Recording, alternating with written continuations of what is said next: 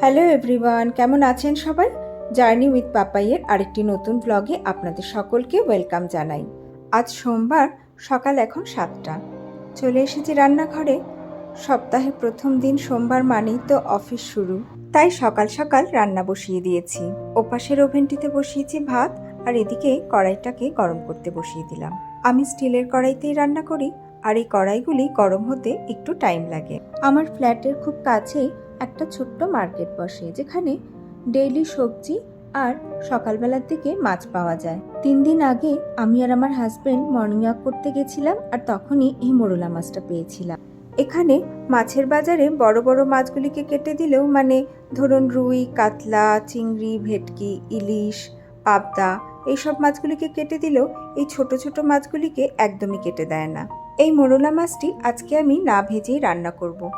মোরলা মাছ ভাজতে দেখবেন প্রচুর তেল লাগে, আর ভাজতে গেলে পুরো গ্যাসটা চারিদিকে ভীষণভাবে নোংরা হয়ে যায়। এই রকম কাচের শিশিতে করে আদা, শুকনো লঙ্কা আর একটু গোটা জিরে একসাথে মিক্সিতে পেস্ট বানিয়ে আমি ফ্রিজে রেখে দিই। লম্বা লম্বা করে কেটে নেওয়া আলুর মধ্যে দিয়ে দিলাম পেঁয়াজ কুচি, কাঁচা লঙ্কা কুচি, নুন, হলুদ, এই মশলার পেস্ট আর সামান্য একটু সর্ষের তেল। এবার এই সমস্ত কিছুকে হাত দিয়ে ভালো করে মেখে নিচ্ছি। আর হ্যাঁ, এর মধ্যে আমি সামান্য একটু লঙ্কার গুঁড়োও দিয়েছি। মোরলা মাছটাকে আমি আগে থেকেই নুন হলুদ মাখিয়ে রেখে দিয়েছিলাম। এবার এই মশলা শুদ্ধ আলু পেঁয়াজের সাথে মোরলা মাছটাকেও খুব ভালোভাবে মেখে নেব। মোরলা মাছের সাইজগুলো দেখেছেন? বেশ বড়। এমনিতেই আমি আর আমার হাজবেন্ড মোরলা মাছ খেতে বেশ ভালোবাসি, তাই সেদিন মর্নিং ওয়াক করতে গিয়ে এত বড় মোরলা মাছ বাজারে দেখতে পেয়ে আর লোভ সামলাতে পারিনি। এদিকে আবার আমার কড়াইও গরম হয়ে গেছে। দিয়ে দিচ্ছি সামান্য একটু সর্ষের তেল। তেলটাও একটু গরম হয়ে গেলে একটা হাতা বা চামচ দিয়ে এই মশলা মাখানো সমস্ত মোরলা মাছগুলি আস্তে আস্তে কড়াইয়ের মধ্যে ঢেলে দেব, আর একটু হাতা দিয়ে আস্তে আস্তে চারিদিকে ছড়িয়ে দেব। আমার হাজবেন্ড মোটামুটি 9টা থেকে 9:30টার মধ্যে অফিসে বেরোয়, আর দুপুরের খাবারটা সাথে করে নিয়েই যায়। তাই আমার রান্না সকাল 9টার মধ্যেই মোটামুটি কমপ্লিট হয়ে যায়। এইভাবেই মোরলা মাছ রান্না করলে জানেন, খুব অল্প তেলেই কিন্তু রান্নাটা হয়ে যায়, আর রান্না করতে খুব বেশি সময়ও লাগে না। 10 থেকে 15 মিনিটের মধ্যেই রান্না হয়ে যায়। আলু আর পেঁয়াজ থেকে যে জল বেরোয়, তাতেই কিন্তু সব কিছু ভালো করে সেদ্ধ হয়ে যায়। আলাদা করে আর জল দেওয়ার দরকার হয় না। আমি অবশ্য যে বাটিতে মাছটাকে মেখেছিলাম, সেই বাটি ধুয়েই সামান্য একটু জল দিয়েছিলাম। দেখুন, একদম লো আঁচে ঢাকা দিয়ে আমি মাছটা রান্না করলাম। যখন জলটা পুরোপুরি শুকিয়ে যাবে আর সাইড থেকে একটু একটু তেলও বেরিয়ে আসবে, তখনই বুঝতে হবে মাছটা রান্না হয়ে গেছে। আজকে লাঞ্চে আমি বানাবো এই মোরলা মাছ, কলমি শাক ভাজা আর একটু মুগ ডাল। এই অ্যানোডাইসের ছোট্ট কড়াইটাতে আমি মোরলা মাছটা ডিশ আউট করলাম। কেন জানেন? আমি যখন খাবো সেই দুপুরবেলা 1টার সময়, তখন তো মাছটা আর গরম থাকবে না। তো এই ছোট্ট কড়াইটা ধরে গ্যাসে একটু গরম করে নিলেই হবে। দেখুন, মাছগুলো কিন্তু একটুও ভেঙে যায়নি, সব গোটা গোটা রয়েছে, আর কড়াইয়ের নিচেও একটুও লেগে যায়নি। এবার কড়াইটা একটু ধুয়ে নিয়ে তারপরে কলমি শাকটা বসাবো। এই স্টিলের কড়াইগুলি জানেন ভীষণ ভালো, একদম মাজতে ধুতে কোনো কষ্টই হয় না। দেখুন, আমি একদম আলতো হাতে সাবান দিয়ে মেজে নিচ্ছি, তাতেই পরিষ্কার হয়ে যাচ্ছে। চলুন, কড়াইটা ধোয়া আমার হয়ে গেছে, এবার কলমি শাকটা বসাই।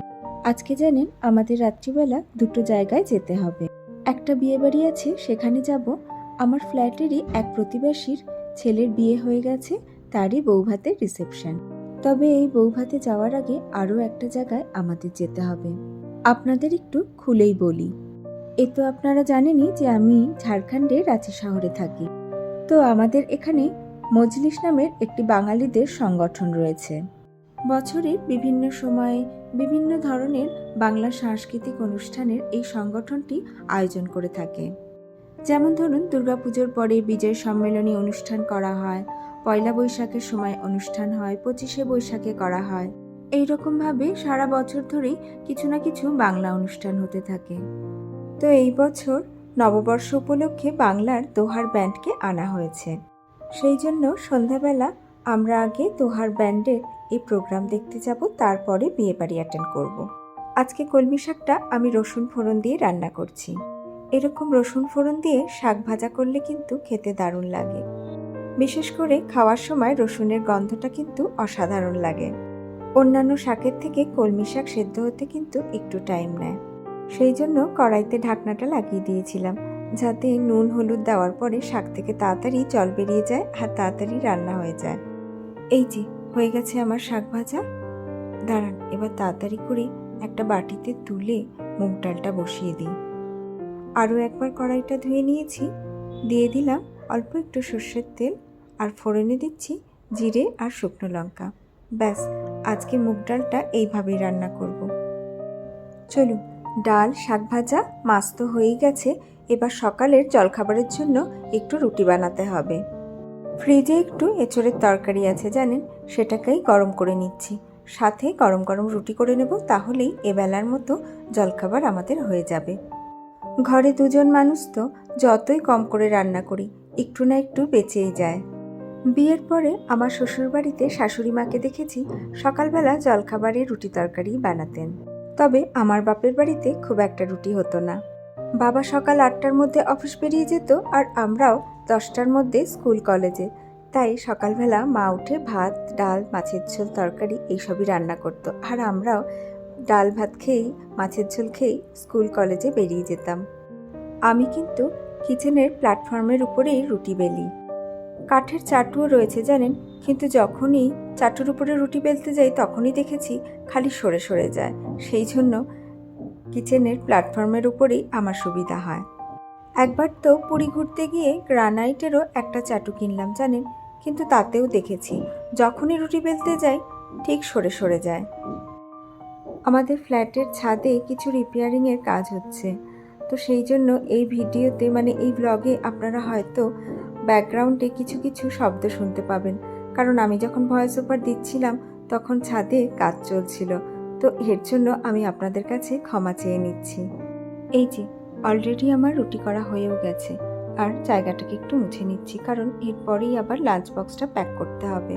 তার আগে হাজব্যান্ডকে একটু ব্রেকফাস্টটা দিয়ে আসি। রুটিটা ঠান্ডা হয়ে যাবে বলে আর প্লেটে বের করে দিলাম না। 4টে বাটির মধ্যে 2টোতে ভাত, ভাতের পাশে একটু শাক ভাজা, আর 2টো গোল বাটিতে ডাল আর মাছ। বোরোসিলের এই টিফিন বক্সটা বেশ ভালো জানেন, বাটিগুলো কাচের আর উপরের কভারটা প্লাস্টিকের, কিন্তু বন্ধ করে দিলে জানেন একদম ডাল মাছের ঝোল একটুও টিফিন বক্সের বাইরে বেরিয়ে আসে না, পুরোপুরি এয়ারটাইট হয়ে যায়। আর এই যে ব্যাগটা দেখছেন, এর মধ্যে খাবারগুলো ভরে দিলে অনেকক্ষণ পর্যন্ত গরমও থাকে। এই ব্যাগটা অবশ্য এই টিফিন বক্সগুলোর সাথেই ছিল। চলুন, হয়ে গেছে আমার লাঞ্চ বক্স প্যাক করা, এবার শুধু ফলটা কেটে দিলেই হবে। ফলের মধ্যে আজকে দিয়ে দিচ্ছি কিছু আপেল আর শসা। এখন রাঁচিতে বেশ ভালো গরম পড়ে গেছে, আর এই সময় মার্কেটে খুব ভালো দেশি শসা পাওয়া যাচ্ছে। কলকাতায় যেমন সারা বছরই মোটামুটি এই দেশি শসাটা খুব ভালো পাওয়া যায়, এখানে কিন্তু পাওয়া যায় না জানেন। শুধুমাত্র গরমের এই কয়েকটা দিনই আমরা দেশি শসাটা পাই। ওই যে সেদিন নার্সারি থেকে যে গাছটা কিনেছিলাম, দেখুন টিভির এই পাশে গাছটা রাখা আছে। ঘড়িতে এখন ঠিক 9টা বাজে আর হাজব্যান্ড অফিসে বেরিয়ে গেল। চলুন এবার একটু বারান্দায় যাই। সকালবেলায় আমার বারান্দায় এত কড়া রোদ আসে, এই পুদিনা গাছটাকে একবার দেখুন একদম নেতিয়ে গেছে। দাঁড়ান, একটু কলটা খুলে জল দিয়ে দিই। কদিন ধরেই এমন গরম পড়েছে যে সকাল বিকেল দুবেলা করেই গাছে জল দিতে হচ্ছে। কে বলবে বলুন, এখন সকাল 9টা বাজে, রোদ দেখে মনে হচ্ছে বেলা 11টা বেজে গেছে। আমার কাজের মেয়েটিও অলরেডি চলে এসেছে, আর আমার ব্রেকফাস্টও হয়ে গেছে। সকালবেলার দিকে আমার একটু তাড়াহুড়ো থাকে, একবার হাজব্যান্ড অফিসে বেরিয়ে গেলে তারপর কিন্তু আমার হাতে অনেকটা সময়। কাজের মেয়েটি যতক্ষণে রান্নাঘরে কাজ করে বাসন টাসন মাজে, ততক্ষণ আমি ঘরের এইসব কাজগুলো করে ফেলি।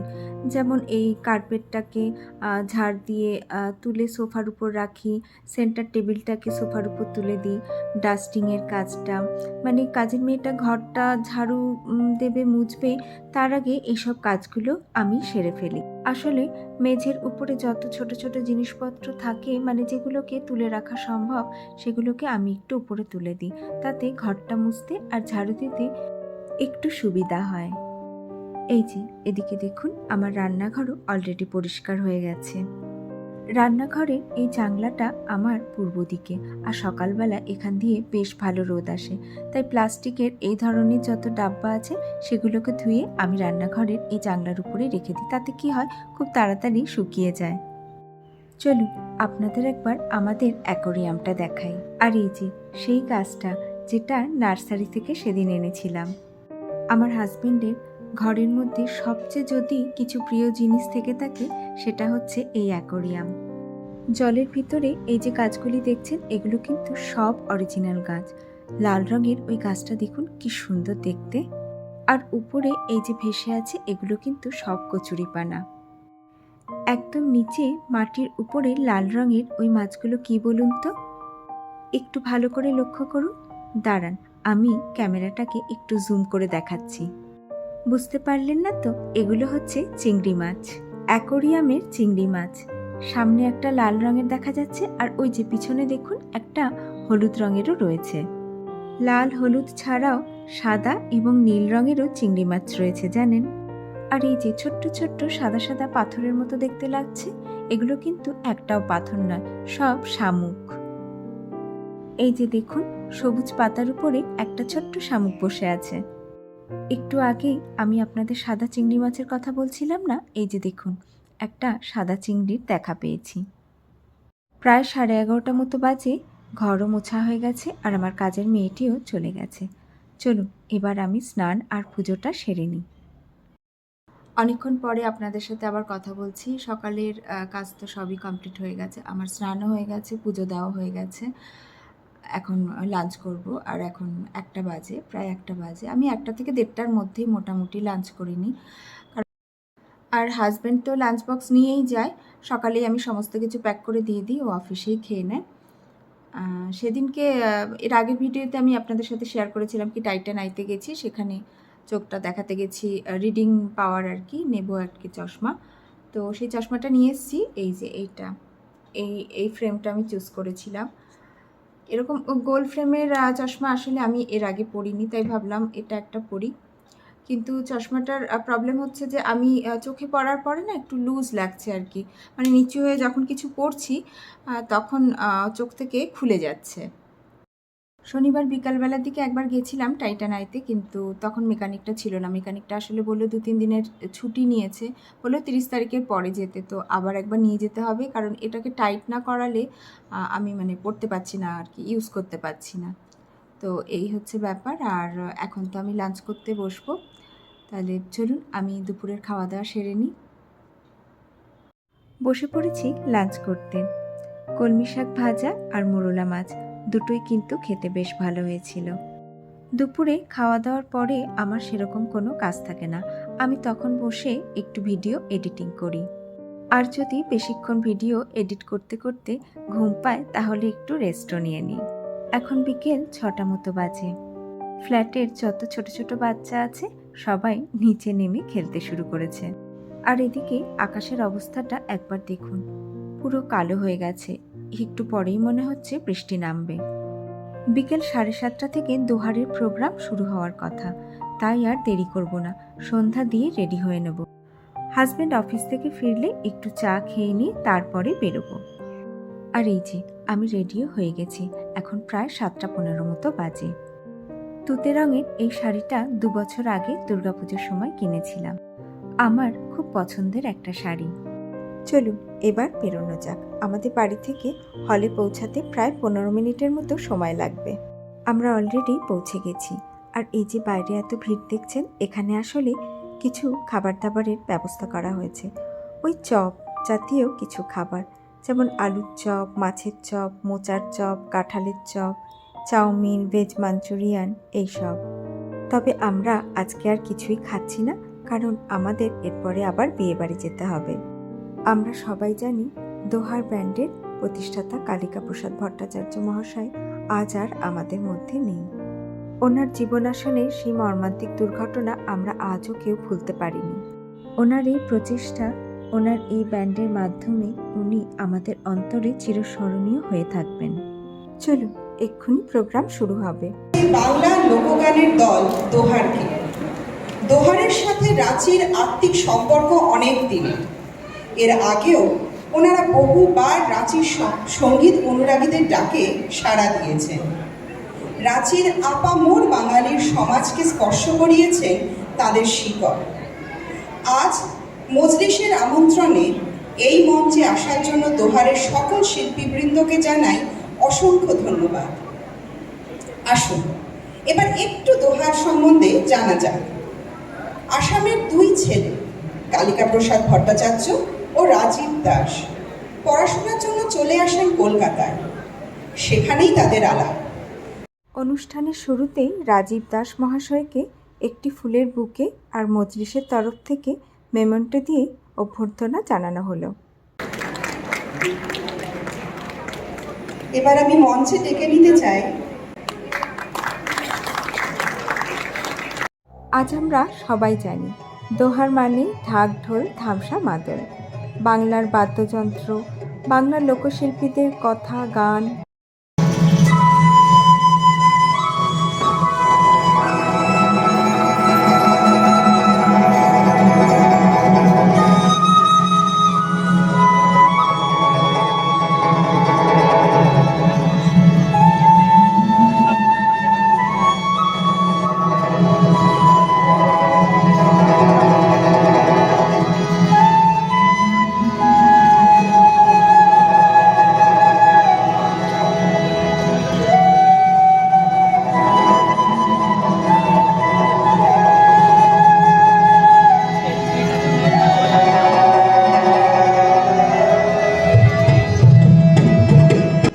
শুনলেন তো, মন ভরিয়ে দেওয়া বাঁশির মিষ্টি সুরে অনুষ্ঠান শুরু হলো। আমার খুব ইচ্ছা করছে জানেন, অনুষ্ঠানের প্রত্যেকটি গান আপনাদের শোনাতে, কিন্তু ওই যে কপিরাইটের ভয়ে শোনাতে পারছি না। গান শোনাতে না পারলেও দুটি বাদ্যযন্ত্রের অসাধারণ একটি যুগলবন্দি আপনাদের দেখাবো।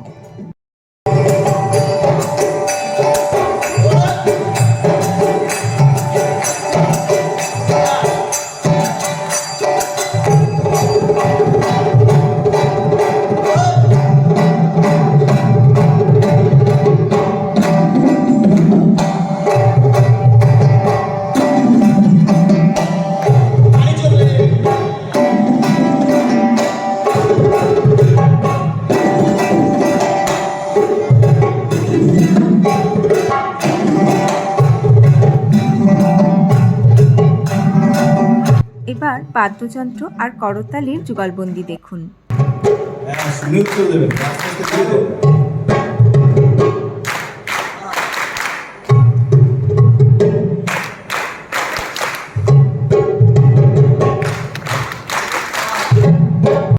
এত সুন্দর সুন্দর গান গাইছিলেন যে আমরা তো বিয়েবাড়ি যাওয়ার কথা ভুলেই গেছিলাম। এত ভালো একটা অনুষ্ঠান ছেড়ে আমাদের উঠতে ইচ্ছা করছিল না, আর সেই জন্যই বিয়েবাড়ি পৌঁছাতে আমাদের অনেকটাই দেরি হয়ে গেছিল। মনের মানুষ সিনেমার এই গানটা তো দোহার ব্যান্ডের খুবই বিখ্যাত। দাঁড়ান আপনাদের একটুখানি শোনাই।